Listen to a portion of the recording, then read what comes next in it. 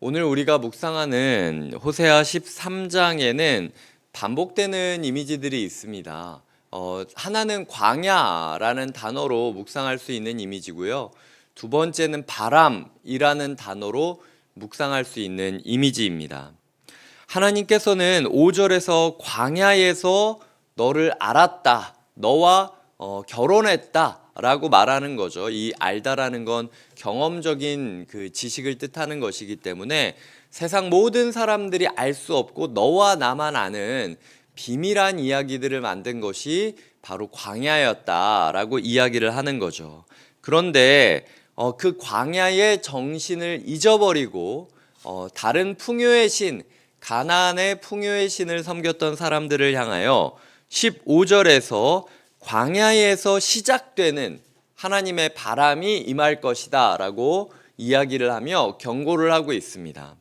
실제로 아라비아 사막에서 당시에 이 이스라엘로 불어오는 그 사막에 열풍이 있었는데, 고온 건조한 이 사막의 열풍 때문에 많은 것들이 말라가고 힘들어하는, 찜질방 들어갔을 때 우리가 느껴지는 그거보다 더 심한 거죠. 이게 고온 건조한 거기 때문에 습기도 없고 이렇게 말라 비틀어져가는 우리의 그 모습들을 심판으로 맞게 될 것이다 라고 이야기를 하는 것이죠.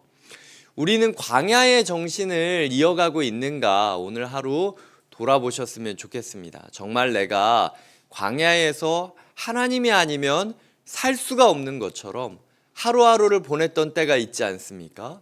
우리한테는 지옥 같은 날들일 수 있었겠지만 하나님께는 그게 사실은 너와 내가 시작해야 되는 첫 번째 결혼의 정신이었다라고 말하고 있는 거죠. 종종 신방을 하다 보면 결혼 초기에 어렵게 살았던 때의 이야기를 하시는 분들이 계십니다.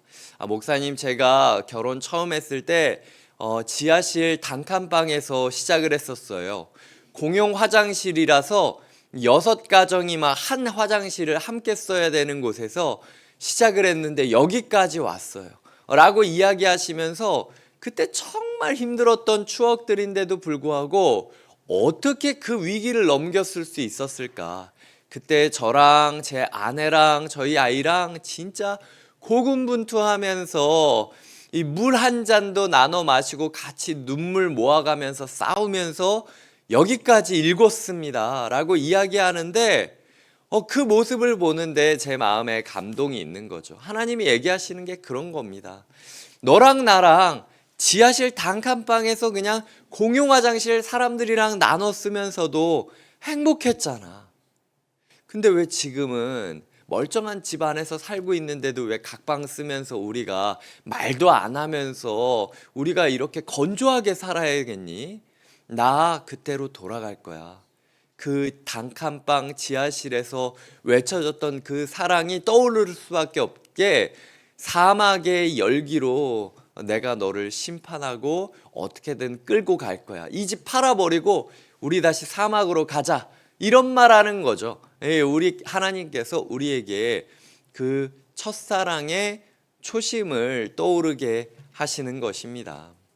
에베소 교회라고 그 요한계시록에 보면 7교회가 있는데 그 에베소 교회가 진리 수호의 열심이었고 정말 열심히 살아갔습니다. 하지만 그렇게 성경 공부를 열심히 하고 그렇게 경건 생활을 애쓰던 에베소 교회에게 하나님께서 무엇이라고 말하는가? 네가 첫사랑을 버렸다. 첫 감격을 잃어버렸구나. 첫 정신을 잃어버렸구나 라고 말씀하고 있다라는 것이죠. 어쩌면은 그 마음이 우리에게도 동일할지 모릅니다. 하나님께서 어제도 예배를 통하여 너희의 예배 가운데 예배다움이 있느냐, 너희의 주일됨이 일요일 그냥 일요일처럼 똑같이 놀고 똑같이 쉬고 똑같이 편하게 휴식하는 건데, 그냥 남들은 TV 보면 정신적인 휴식이 오지만 너희는 그냥 영적인 죄책감을 덜기 위해서 1시간 예배드리러 온 거 아니냐.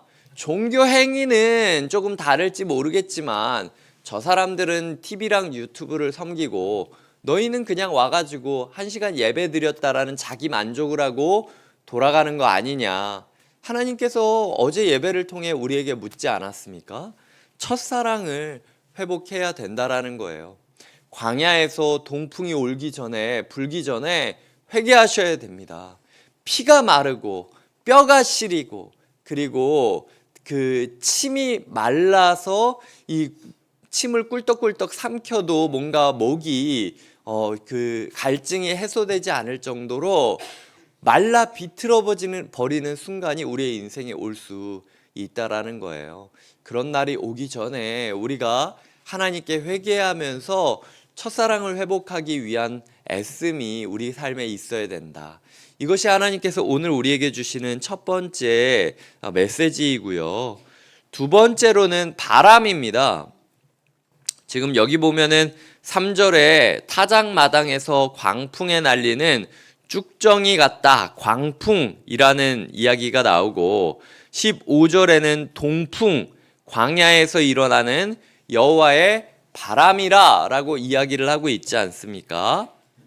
우리가 겨울바람을 맞으면서 저도 이제 겨울바람 맞고 걷다 보면은 얼굴도 시리고 몸도 건조해지고 이 일교차 때문에 집에 들어가면은 오히려 로션을 바르지 않으면 견디기 힘들 정도로 칼바람 때문에 고생하는 계절이 지금 우리의 계절입니다. 하나님께서 바람처럼 임하실 거라는 거예요. 바람은 보이지 않지만 반드시 영향을 미칩니다. 바람은 느낄 수밖에 없는 것이 바람이라는 것이죠. 하나님께서 어디 있냐라고 이야기할 때 우리가 보이지 않을 수 있어요. 하지만 광풍이라고 불릴 정도로 말라 비틀어지게 만드는 동풍이라고 불릴 정도로 하나님께서 실제적으로 우리에게 영향을 미쳐 주실 것입니다. 그렇기 때문에 오늘 우리에게 다가오는 하나님의 말씀이 산들바람인지 아니면은 겨울 칼날바람인지 아니면은 동풍 광야에서 불어오는 마른 바람 동풍인지 그것도 아니면은 땅이 흔들리고 바다가 흔들리고 나무가 꺾일 정도의 광풍일지 우리가 돌아보아야 된다라는 거죠. 보이지 않지만 오늘도 역사하시는 바람 같은 하나님을 느끼며 살아가는 것이 필요하다. 이 영적인 감각을 회복하는 것이 하나님과 동행하는 길의 첫걸음임을 기억하셔야 될 것입니다. 말씀을 맺겠습니다. 오늘도 호세아 13장은요 굉장히 날것의 이미지로 이야기를 하고 있습니다. 부부간의 이미지로 그리고 짐승의 이미지로 하나님은 열정적인 야성적인 사랑으로 질투하고 계시고 분노하고 계시고 소리치고 계십니다. 하나님께서 이 정도로 부르셨으면 저는 충분히 부르셨다고 생각해요. 이제부터는 보이지 않더라도 오늘 전해준 말씀을 통해서 마음을 다잡고 회개함으로 하나님과 동행하는 영적인 감각을 세워가는 그 안테나를 세워가는 하루가 되어야 되고요.